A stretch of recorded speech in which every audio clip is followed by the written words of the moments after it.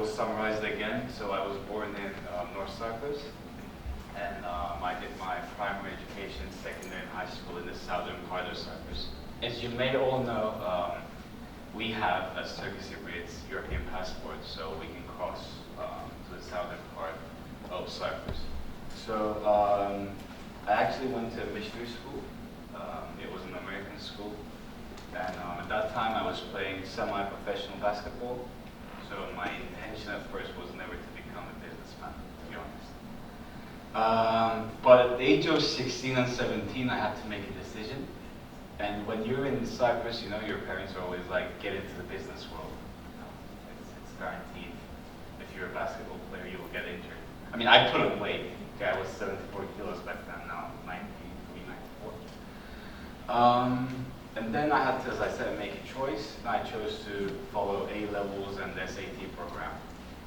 So once I took my exams, I decided to choose on what university I was going to go. So the choices were the States, America, UK, and Europe, and a few universities in Australia. So just in everything that you do, I look at price performance, and the universities in the States, they were way too expensive. And the university I got into was, you know, ranked quite high, so I thought there would be good job opportunities. And I wanted to live in Milan. So I chose to go to Bocconi. And then I studied economics and management there, which is one of the best programs in the world at the moment. While I was studying there, I also did my internship. This was a compulsory thing. You know, I didn't choose to do an internship while studying. It's not like a placement like you do in the UK or maybe here. So you still study in university, and at the same time, you have to take on that role. If you don't get a job, then you have to do exchange. So this is basically the rule. And at that time, I got accepted to Henkel, which is a personal care and cleaning company. So every day I would wake up at 5 a.m. and commute to work, which was at the checkpoint of Switzerland. So for 4 months, I was working. It was a great experience because on the weekends I had to study to take my exams. So very intense 4 or 5 months, but I learned a lot. And then, you know, you have to make a decision once you're done with university. But at that time it was the pandemic, so basically the beginning of the pandemic. So I applied to many jobs, and some of them I got accepted, and I'm not gonna lie, most of them I got rejected, because they were laying off employees at that time. And the opportunities I got, it was all working from home office. And I'm not against working from home office, but I think in your career, once you're done with uni, you need a physical experience, you know, first. Because with that physical experience, I think you can learn from the experienced people that are in the company for so many years. But when you're working from home 5 times a week, then you're really away from the environment. So I think it quite hinders your improvement. For some people it's good, but for most of the people in my profession, it's really hard. So I came back to Cyprus at that time, still looking for jobs. And then I started working for a family company. I'm here today as a category manager, but at the same time it's our family company. So I started working there. And since then it's been 5 years, and now I'm still at the company. So today, I would like to talk about, as I did, my personal journey, what Metgin is, and your transition from being a student to professional. Because just like you, one day, I was an international student abroad, and I was studying in Italy. So, just like most of you guys, I went to university, a country where I didn't speak the language. Okay, I went to the supermarket, and I remember buying yogurt and pasta. So I cooked pasta, was the only thing I could make. And then in Cyprus, we put yogurt on top of pasta. Okay, Italians don't like it. And I take the first scoop, and I'm like, whoa, what is this? It was sugar, you know? So it was like basically like Activia, so not normal Turkish Greek yogurt style. So every time I went shopping, I would go with like Google Translate. We didn't have ChatGPT back then. So I was like, okay, what is this? Okay, it's low-fat yogurt. Buy it. So it would take me an hour to shop. So I said, I need to learn the language. Okay.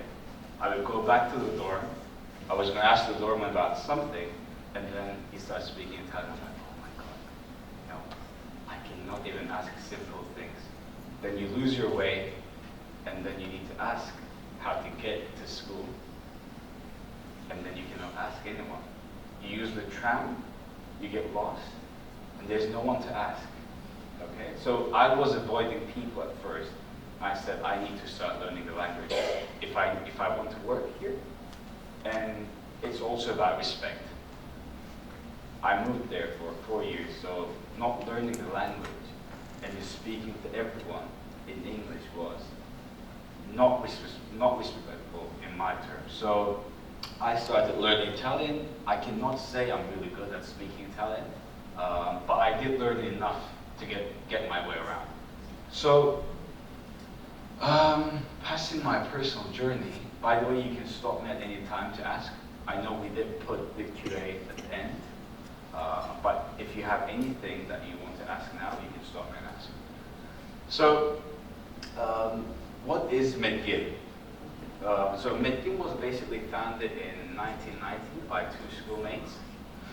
And these two schoolmates basically had no finances. So what they did was they sold the rims of the car, okay? The 4 parts of the rims, which is quite expensive. It's around, I don't know, maybe $1,000. At that time, they sold the rims. They got some money from their parents, so they had a budget of $5,000 to $6,000. And then they decided to import canned peas, green peas, canned, and get into the FMCG role. So these two friends, HATAY is my father, and Engin is his partner. You can see their photos there, that's classmates. And then Metgin comes from Mehmet and Engin. So when you combine the last 3 words, you get Metgin. So this is basically their first business card. As you can see, both of their names are in a single business card, because it was all about controlling the budget. They basically had no money to have 2 business cards. So a single business card to basically network. This is our first warehouse in 1990s. This was Mr. Engin's father's garage, basically, okay? First selling the rims of the car, and then taking out the car out of the garage. And then they put the pallets of green peas here to start the business. So we call it the warehouse, but okay, there was no warehouse, to be honest. And then this is our office and warehouse now. Once you exit CIU and you drive for like a minute or so, I'm pretty sure you did, you can see our warehouse.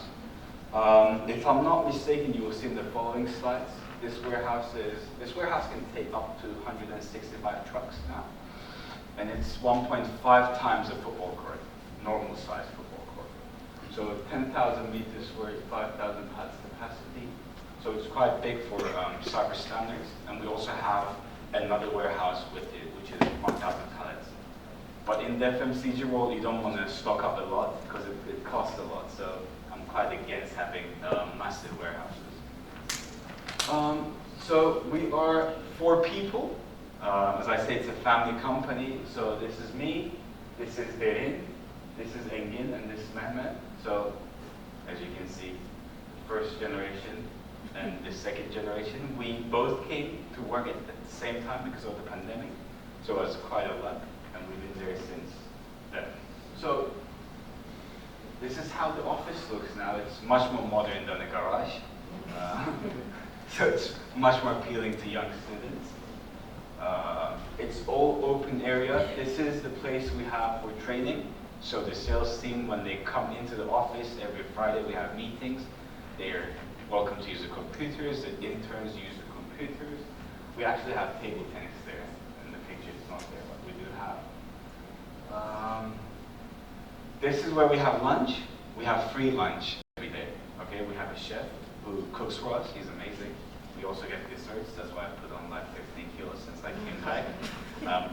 Jokes aside, I really think this is important because when you're working all day and you want to eat a proper food, if you bring it from home, it's cold, so you need to put it in the microwave. Or if you want to eat outside, it's way too expensive now.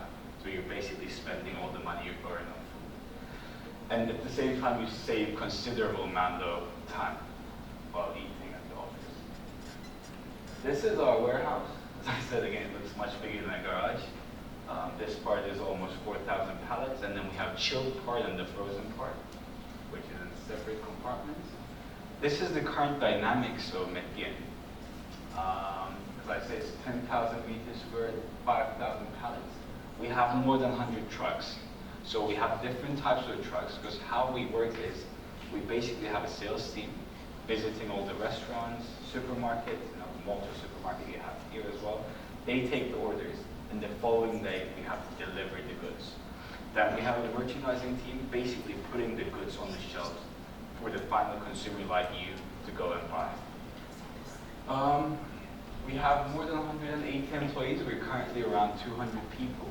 So it's quite big for the size of Cyprus. We have different type of work. We have 87 people in the field. We have 63 people in the packaging department, and we have 34 people in the office. Why packaging department? Because you will see in the further slides, we import cheese in bulk, and then we slice it and we package it. And now we're investing in a 1,000 meter square production facility on top of Metgin, in which we'll produce local ice cream. This is going to be niche, premium, local ice cream. So these numbers will go up. As I said, these are the basics. We sell around 2,200 products. We represent 43 suppliers all around the world. And we work with 1,500 customers. When I say customers, these are supermarkets, kiosks, restaurants, cafes, clubs, bars, all of them. And as you can see, it's 1.5 times a football court. So these are some of our partnerships. So we are basically a distributor. So we buy the goods from them, we're exclusive distributor, and then we represent it locally here. So these are some very big companies, Mondelez, Danone, Starbucks. Now in the following slide, you will see the products that we represent. But because of this, we have a global network. So we basically follow their strategies, the way of working, and then we have to adapt to each way of working. So Mondelez has different demands, different types of reports that we have to embrace. Danone has different types of reports and different way of working. So we have a different sales team for Danone, we have a different sales team for Henkel, we have a different sales team for, let's say, Ireland. So I always like to show this slide because you probably have bought one of our goods in the last week or even today. Okay, these are some of the 2,200 products. Pretty sure you know most of them. Yeah, I think we did bring some goods. Right? Some 7 days, okay. Then Wednesday. Yeah. And this is the cleaning and self-care part. I'm pretty sure you use some of these products. I know most of the African students, or I know from Albert, they buy lots of cream. So what we basically do is we know that from Albert, African students like to use cream like after shower. So when we're working with supermarkets near the university, we like to put them on display or higher visibility to reach the consumer. Okay, so this is basically the most important part for you, not my personal journey, not Metgin's journey, to be honest. It's all about your journey. So I call this climbing the ladder, because from outside it looks like we might be employing people that are not like you. In what sense? You need experience, experience, experience. I'm sure you see this term everywhere that you need to have 5 years of experience. How can you have 5 years of experience when you're in uni? So you feel like you're not employable at all. So this guy, not a good example, drop out from CIU on the left. Classic story, okay? A dropout becomes very successful. So he was a dropout from CIU, if I'm not mistaken. He was studying Turkish, and then he decided to travel the world. And then he came back, and then he started working as a merchandiser. I'll remind you what a merchandiser is. Basically putting the goods on the shelf. That's all you do, okay? You don't take orders, you don't distribute, just the order comes and you put it on the shelf. That's where you start from working. That's where I started working as well. And then he became sales representative of the small markets, kiosks. And then he was promoted to mid-size and big-size supermarkets. Then he became the key account manager. So he's responsible for all 2,200 products from some of the supermarkets. First it was small, mid-size, now the chain stores.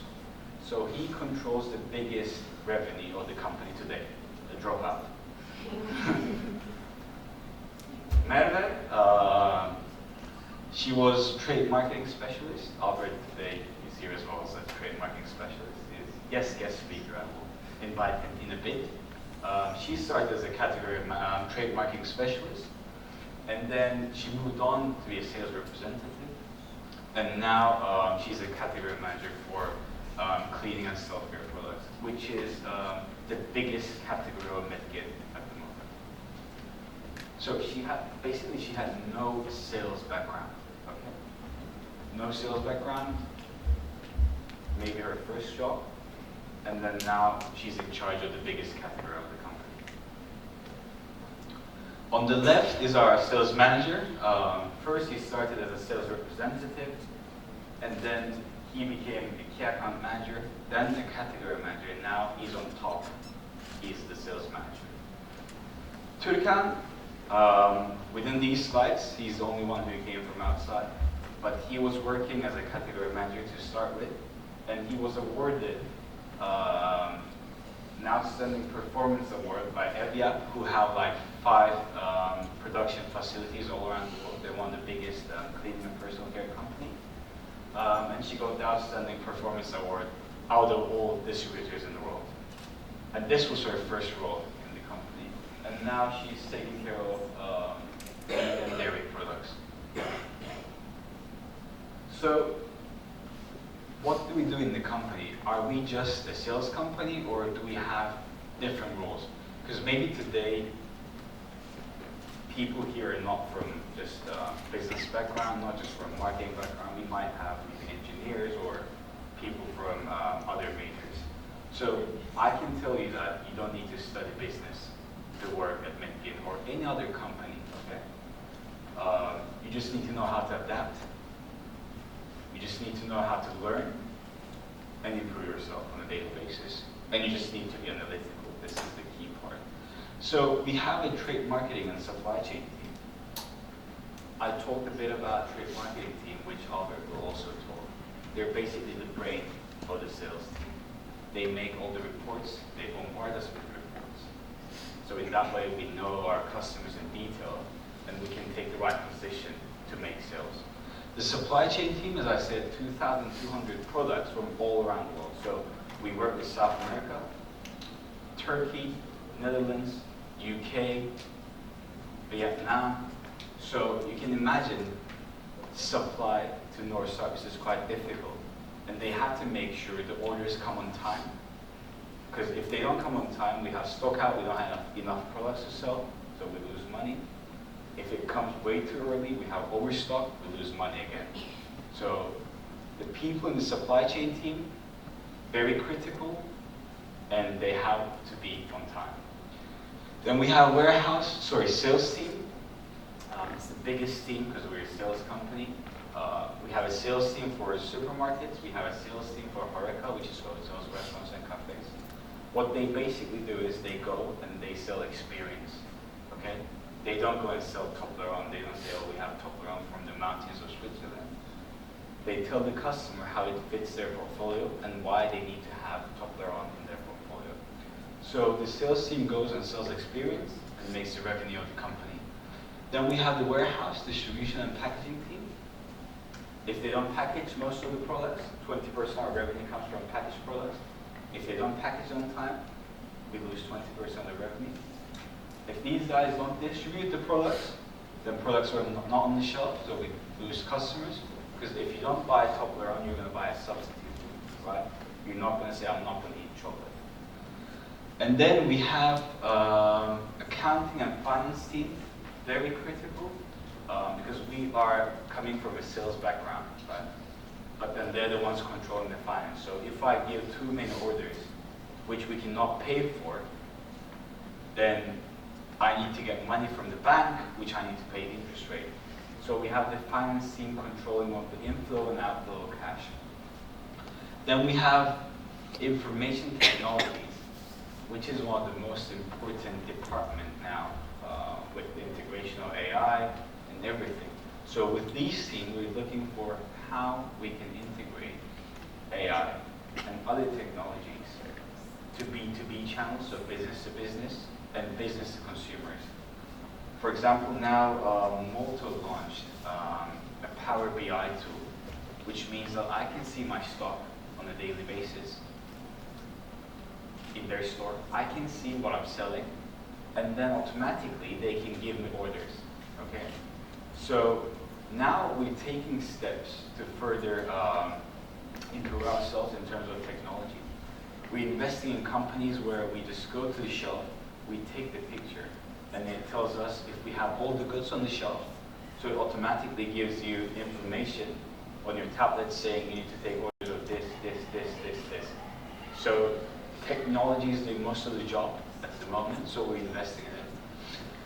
So human resources, again, the brain of the company, because the human resources team will be here today and tomorrow to meet bright minds like you, because I won't be working my whole life.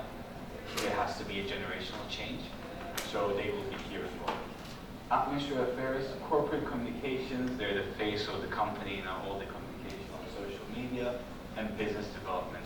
We're investing a lot in the business development team because of the number of products that we have, and we have to make decisions on where to invest and what categories that we want to improve the most. So, yeah, basically the most important part of the seminar today, from campus to career, stepping into the real world. We've done about my part, we've done about Metgin, and as I said, I will take further questions if you have. And now, let's talk about you. Okay? When I was a student, and I remember I joined my first career fair, so I was living in a dorm for 2 years, and in my 3rd year, it was me and 2 other Turkish guys in Italy, in a small house, and then we go to a career fair.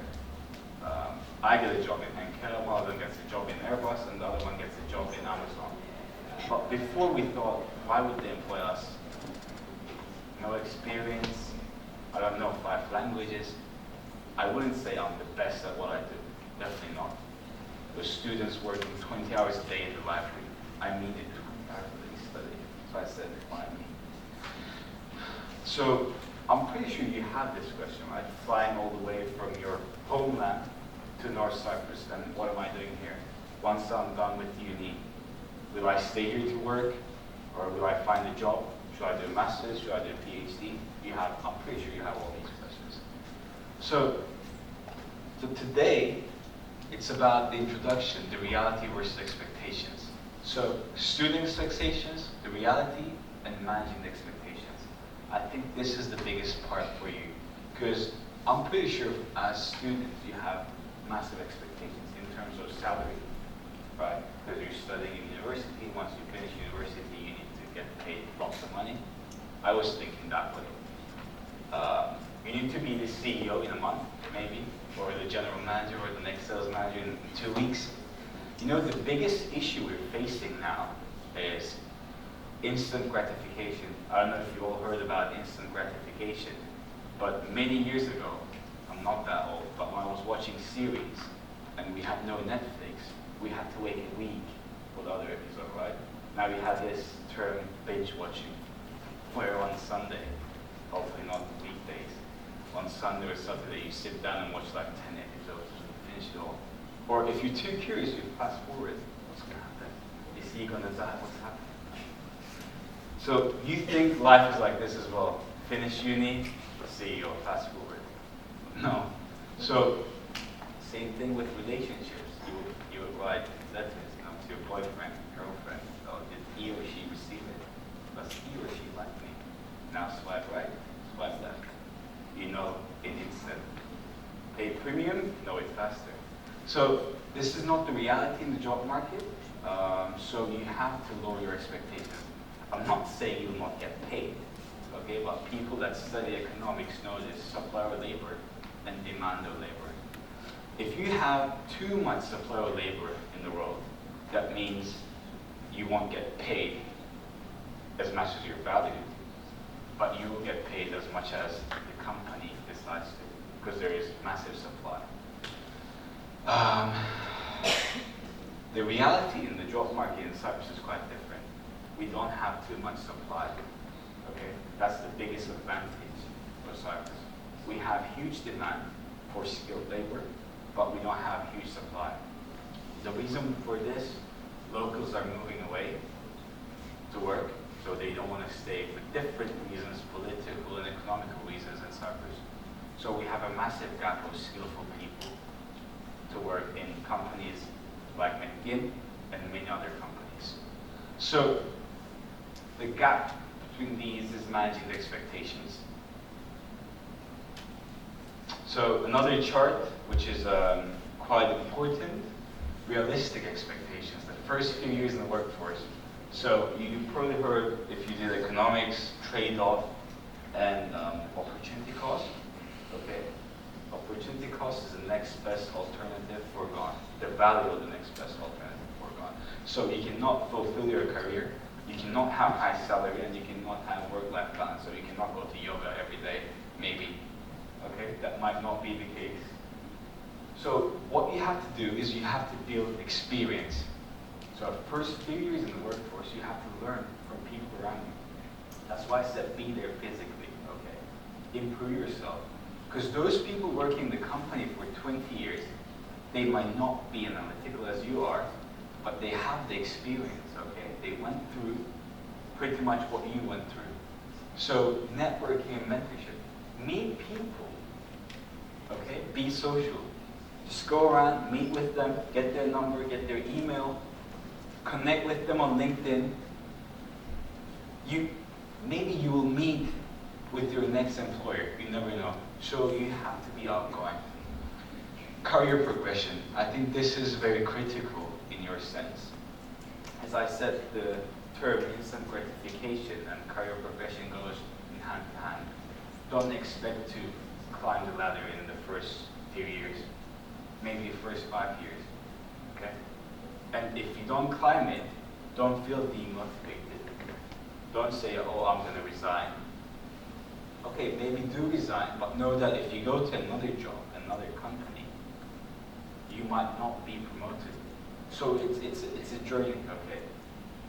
It's pretty much like uni. 4 years, 5 years, might take longer.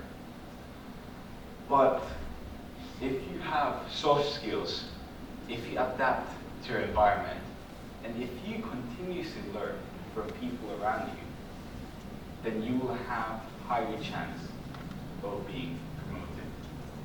So most of the people in uni, this was the case for me as well, think once I study, let's say in the top 10 uni or top 5 uni, or you have the global rankings here as well, I've seen it, you know, we're top 500, top 400.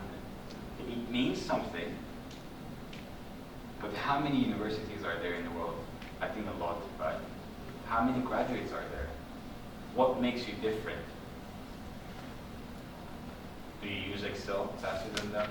PowerPoint? Do you know more languages than them? Okay, what could make it different is knowing more languages, having a great network, learning AI, being able to talk to the owner of the supermarket, but then being able to talk to the guy that passes from the road. Can you socialize with them? Or do you say, oh, I finished university, I'm not going to talk to that guy? Who is that guy? So it's like you have to have two wings, okay? You need to be able to talk to the CEO. You need to have knowledge, the vision to be able to communicate with the CEO, but also the guy in the packaging department. Then you have a chance to be promoted. Then you have a chance to improve yourself. So key takeaways from today's seminar is setting realistic goals, and patience and persistence. So please do set realistic goals, because if you start as, I want to get here in 1 year, and you don't get there, you don't realize that it's a journey, then I think you will get depressed, to say the least. If you're not patient and persistent, when you send that email, if you want reply in 20 minutes in work life, or if you want reply within the next hour, it might not happen. So you need to be patient in every sense of professional life. And I think this is the same in uni life as well, sending emails to your teachers, and they receive hundreds of emails as well. They have hundreds of tasks, so you need to manage your time, but you need to be patient as well, okay? Final thoughts then on the job market in North Cyprus. I think today this is the most important part of the seminar. The job market in North Cyprus, not Metgin, the general job market. Because I think most of the students here are international, right? How many people speak the local language? How many people speak Turkish or understand Turkish? Can you raise your hand? And you guys are international or international? Can you speak fluently or? Okay, okay. Okay, what year are you in, for example? What year? Third year, okay. How many people speak more than one language? Can you raise your hand? Okay. And most of you don't speak Turkish, right? And in average, you're here for 3 years? 2 years, maybe? Why would you say you didn't want to learn Turkish, or was it too hard? Or you don't see a future here? What's the reason, if anyone can answer me? Anyone? There's no time. No time? No time for what? To sit and learn language properly. Have you ever learned language before? Yeah. So you know a second language other than your mother tongue? Yeah. How did you learn it? I had free time. You had free time? Yeah. And now you don't have free time because of? School. Because of school, okay. How do you communicate in the supermarket? With the little Turkish that I know. Yeah? Yeah. How do you communicate in the coffee shop? English or? I think I know like primary level Turkish, like Okay. merhaba, iyi günler. Okay. Sağ olasın. Cool. Why didn't you learn it? Anyone can answer? Free time, she said. Anyone find it difficult to learn? That's why? No? It is difficult? For me personally, it's about the pronunciations, right? And the Turkish that the local Cypriots speak, it's kind of a little bit different Yeah. from the Turkish that Turks speak, so that can be sometimes confusing because you don't know you're afraid to like which one is the correct one, especially if you're learning in the environment. That's my personal experience because I never opened a book and tried to study the language. I was working in an environment that the majority of the customers, they were Turkish, Cypriots, or Turks, so I had to learn while listening and communicating, and that was challenging for me sometimes. Okay. Yeah, that's my experience. Who else? Anyone want to answer this? You can find. Can I pass it on? Well, for my case, it's lack of commitment. Okay. When I came, I took a beginner's course, and I was actually enjoying it. I was able to identify patterns. There are soft and hard vowels. So for verbs, as long as I know the 8 terminations, I could conjugate all of them. But then I got lazy. So I guess it's difficult, but it's not impossible. That's my case. So you basically all try to learn the language in the right way. So learning the grammar, present tense, past tense, continuous, blah, blah, blah. Right? Yes. That's hard. That needs free time when you learn present tense, past tense. But what about I think it's what you said, persistence. persistence? Yes, Yeah. and you cannot learn a language in a month. And Unless you I speak have Spanish to- and you want to learn I Italian. have to disagree. I mean, learned Italian while you were Mm. a student, plus working. Mhm. So I do not agree. Look, And plus it's scientific. A person who speaks more than one language, for those people who are bilingual, multilingual, it's easier to learn another language. I'll give you an example.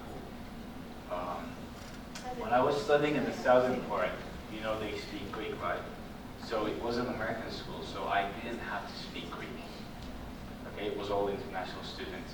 So I didn't learn Greek as much as I did Italian, even though I was there 10 years, 3, 4 years in Italy. Because I didn't have to, right? They're just speaking English in school. Or every time I went out, I would never push myself to speak Greek. Only in basketball games we were speaking Greek, basketball, football. Not very complicated Greek.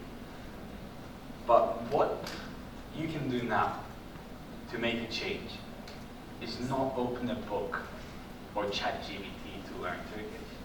What you can do is you all use smartphones, right? Is it in English or Russian or in your mother tongue? Make it in Turkish. Make it. That's what I did.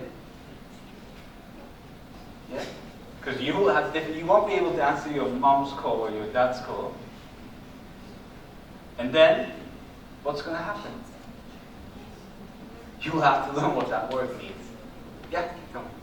Sorry, but I feel like the citizens are not making interested to learn Turkish. Because if I'm speaking Turkish to you, the little one that I know, and then I made a mistake, you shouldn't laugh at me, but I feel like you should correct Nice me. point. But if you go somewhere, probably the supermarket, and then you're trying to maybe make them understand with the little Turkish that you know, they will laugh at you. Yeah. So that doesn't make like That's any- exactly. So if you are trying or saying that maybe we might know like Turkish and we should be interested in learning Turkish, I feel like the citizens too should understand that we are international students Yeah. and we are trying to adapt, and they should adapt to us too. Because if I'm saying merhaba and probably I'm not pronouncing it so well, and then you take it to be like a fun, like you laugh, haha, or something, and will make you like feel like uninterested to continue learning Turkish. That's a really nice point. Answer to this one. That's a really, really nice point. But, well, I'll tell you this. Have you been to France before? No, but Okay, I I have- a little bit of French. I have very close friend who studies in Sorbonne, French school, in French. Okay. And every time we went out, and she would speak in French, the French were like, what? I would understand what she's saying, but they would pretend not to understand. But she could make the choice of saying, I'm not going to learn. But I could make the same choice as well. When I first ordered coffee in Italian, okay, I said, can I have iced latte? They brought me milk with ice on the side, okay? And then I did learn how to say that in Italian. That was the first phrase I learned. And then they were like, huh? I said, oh my God, no, I'm not going to be able to drink coffee anymore. And I'm in Italy, coffee country. So, yeah, we all get laughed at. This could be the problem with our people. I can really tell you that this is the case in most of the countries, in Italy, in France. But you will face this in the work life as well. People will tell you off. They will laugh at your ideas. But are you going to resign once they laugh at your ideas? Okay, we call this mobbing, right? Mobbing. But again, it comes to persistence and patience and pushing hard. I know as an international student as well, it doesn't feel nice when a local laughs at you when you say merhaba, or I say ciao and they're like, what? Ciao, I said ciao. No, I'm not going to make an Italian accent while saying ciao. Or you say cafe and they're like, huh, what is it? Okay, these things happen. But I totally understand you, but you have to push through. Okay, this, I think, it's a nice excuse. We as Turkish Cypriots are a minority, okay? Think of that as well. We face the same thing over years, okay? And funny thing is, every time I travel to Turkey, I need to change my accent. Because they don't understand the way I speak Turkish. So I have to change my accent. When you change your accent, you change your personality. So you go to Turkey, which happens in most cases. When I go to meetings, I have to pretend like I was born in Istanbul. I speak in that way. That hurts as well. I cannot speak in my accent. It's my mother tongue. And they ask me if it's my first language. So should I drop out Turkish and speak them English? No. Okay? So the job, when it comes to job market in North Cyprus, the critical thing is, if you want to live here, guys, if you want to work here, don't just think about here. Think about all the Turkic nations. Once you learn Turkish, you open doors to a country that's 90 million people. You automatically open doors to Azerbaijan as well, which is a growing country. They don't maybe speak Turkish, but once you learn Turkish, in 2-3 months, you will learn the way they speak. So you're automatically opening different doors. So don't just think about 500,000 people here. The moment you learn that language, automatically 2 more countries. So many more companies to work for, many more opportunities to explore, okay? And today, the reason why I brought Albert is to give you an example, okay? As I said, how I learned a foreign language was change the language on my phone, so I wouldn't be able to pick up my phone and answer my mom's call. I had no idea, okay? That time I changed my phone as well from iPhone to Samsung, so it was all different language. Netflix, I'm pretty sure you all watch Netflix.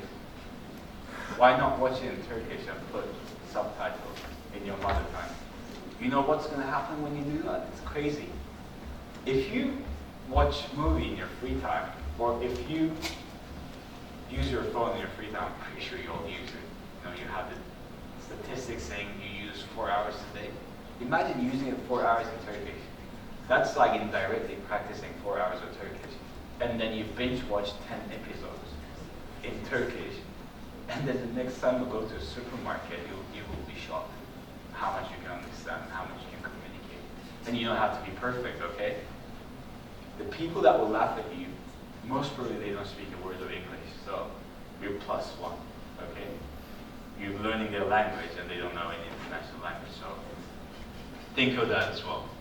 So the job market in North Cyprus is growing a lot because of the inflow of population, and we are really looking for skillful people like you, okay?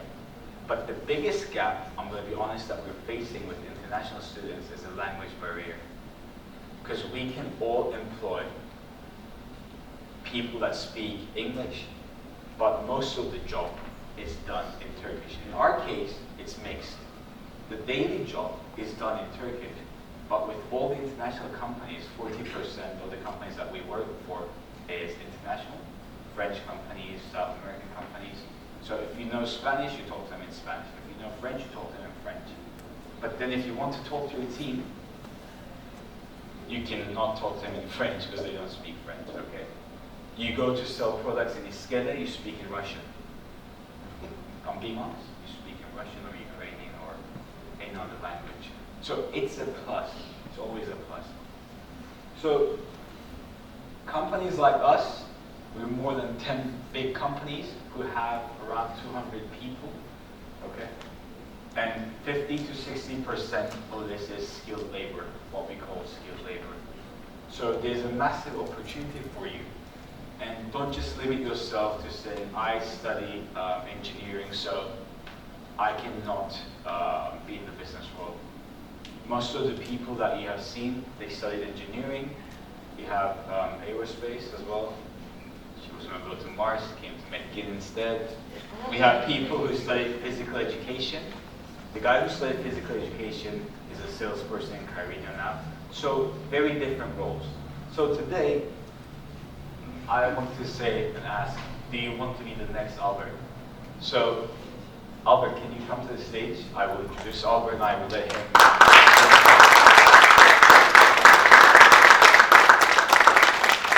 So, okay, Albert will say this, of course, but before giving the mic to him, Albert was like you, studying in CIU, undergrad, masters. Okay. Laughed at many times. And now he works with us.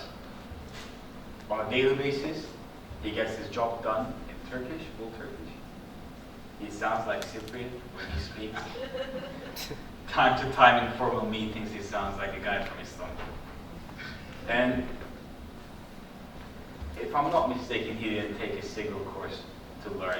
And I want you guys, okay, this is the best part of the presentation, not me, not Metgin, not my personal journey, okay?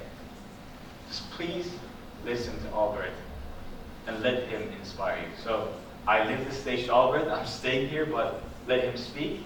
So yes, Albert, please speak. Hello everyone. As Emre said, my name is Albert.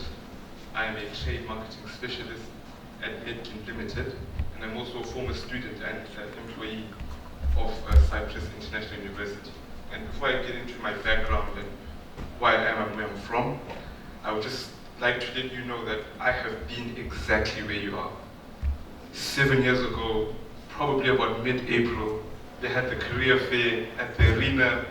There were all these stands, Nova Bank was there, the supermarkets were there, all these companies were there. I have literally been in your position. The anxiety, the worry, the hopelessness, I felt all of that. So this is just to let you know that you're not alone. It's not impossible. There is a way, and like Mr. Emre said, it does require some persistence. So I'll just quickly go into my background. My name is Albert, I'm from Zimbabwe. I'm a former student of CIU. I did both my undergraduate and master's in accounting and finance here. And while doing that, I was working as an assistant at the arena. And then I moved up to a research assistant during my master's. And eventually I became the manager of the fitness department of the gym at CIU Arena. And eventually I found myself at Metgin. And now I'm sure all of you are wondering, how did he get there? How did he come on his own from his home country and end up as a trade marketing specialist at probably one of the biggest companies in North Cyprus? Well, what I can say is the one thing that has kept me going throughout this whole journey, it's my 10th year in Cyprus, is soft skills. I think Mr. Emre briefly spoke about that. When we speak of soft skills, we refer to your ability to communicate with people, and not just people who look like you or people who sound like you. It's your ability to communicate with people who, at a first glance, you might not have anything in common with. If someone, maybe you're from, like for me, if you're from Zimbabwe, from an African country, you meet a classmate from Ukraine or a classmate from Turkey, soft skills will allow you to bridge the gap between yourself and that other person. And if you combine skills such as the soft skills with your education, with your qualifications, it can really, really take you far. And I came up with this theory actually after the first career fair, because we would talk to the companies, the Nova Banks and Levent Inshot and all the other companies that were there. And it would be promising, but eventually the barrier that we had was Turkish. So I took a step back and decided to devote my time and energy to learning how to speak Turkish. At the time I did have some financial constraints, so I couldn't exactly pay for lessons. So I just thought, why not just try to teach myself? And the way I did that was I just had this little notebook in my pocket, and I'll just go around writing phrases and meanings of words and trying to communicate. And like your friend there said at the top, people will laugh at you. That's a given. Even to this day, I will sit in a room and speak the most fluent Turkish you've ever heard, and people will still laugh at me because it's something that they never thought they would actually see. So sometimes it's not that they're laughing at your pronunciation or the way you say something. They're just laughing at the humor of it all, that there's this foreigner who came here and is actually trying to connect with us. It's not a way of them mocking you, but it's it's a way of saying, wow, you know, thank you for doing this. Thank you for actually trying to bridge the gap between us. So take that into effect. And I would also like to touch on something that EMRE's father always talks about in meetings. He says, always have a story. Always have a story. It's very important for you as an individual to have a story, because everyone's story is unique to them. No one else in this world has a story like you, and you should always focus on developing your story. Always focus on your story and how your story can better you. How can you better present yourself in the world using your story? Not just using, I studied accounting, I have a master's. Those are very crucial, yes, those are very important. And they are a part of your story, but they don't make the whole of it.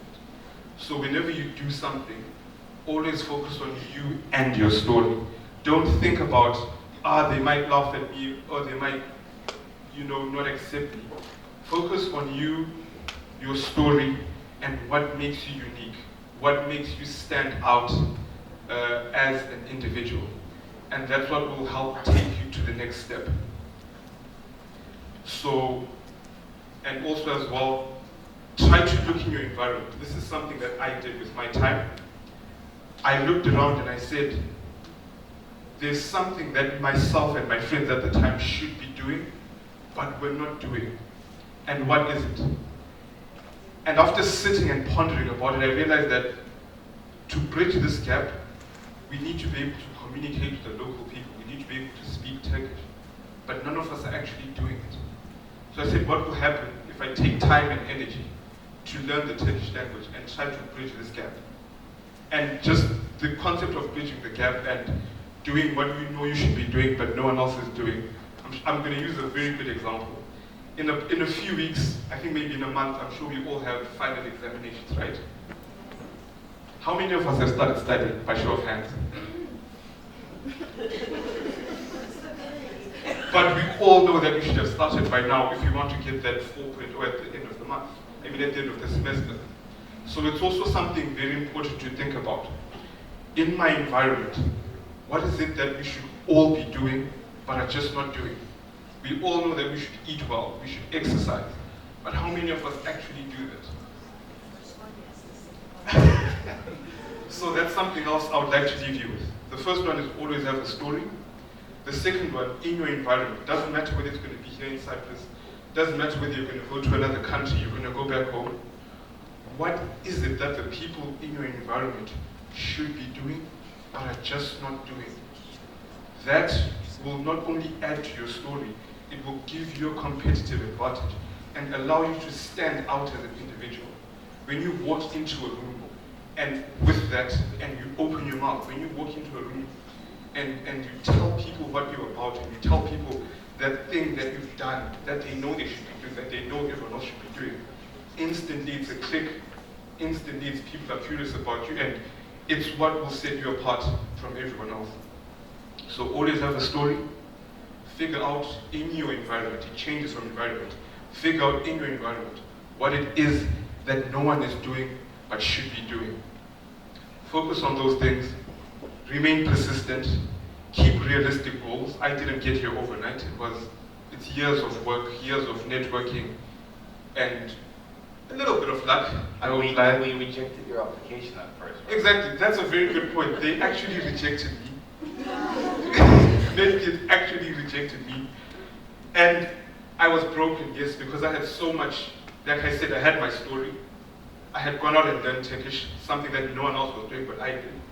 And it didn't work out. I said, I did everything I was supposed to do. What happened? Why didn't I get the job?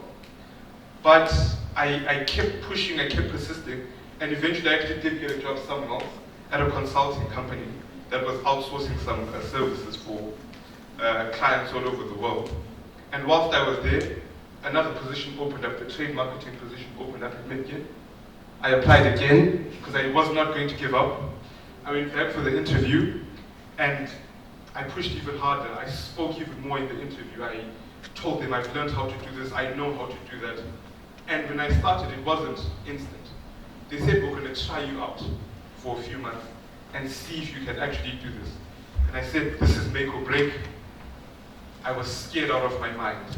I won't lie, because now I went from speaking Turkish casually here and there to being in a position where I'm going to have to write emails in Turkish. I'm going to have to go into meetings and speak in Turkish. I'm going to be getting on the phone and talking to customers in Turkish. And it was such a huge challenge, it was such a huge mountain, but I said, you know what, just give it a go. It's either I succeed or I learn, but I will not fail at this. It's either I'm going to succeed, I'm going to get it done, or I'm going to learn something very important that will help me tomorrow. So yeah, consistency, keep trying, don't give up, have your story, always have your story that is unique to you, and figure out in your environment what no one is doing but should be doing. All right, thank you so much.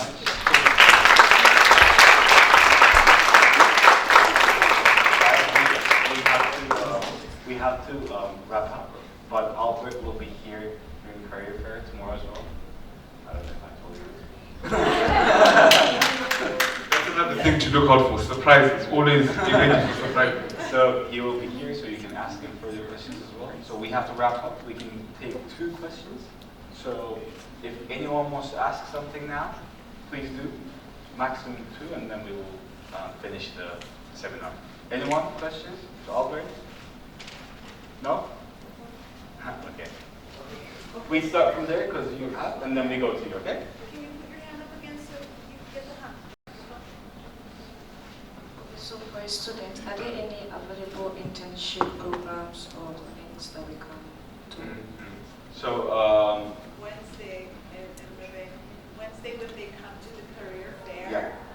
Wednesday we will have. From 2 to 5. It's tomorrow, right? Yeah. Yes, tomorrow. Okay. Wednesday tomorrow. So we will have a stand, and the human resources team will give you all the information. And what we're planning with Anonymous is that we will take maybe 10 students or more, see the company, and then maybe we want you to spend like a day in the department that you would like to spend. So from the applications, the main applications, we will choose 10 or more students to go around and spend time with the department. And in summertime, yes, we will open internships. And we're also working on Metgin Academy, where people will have long internships during summer as well. So please join us tomorrow for further information. Very corporate answer. Yeah, you're right. Yeah, that was your question? There's a gentleman over there. Okay, so we can get one more then. John.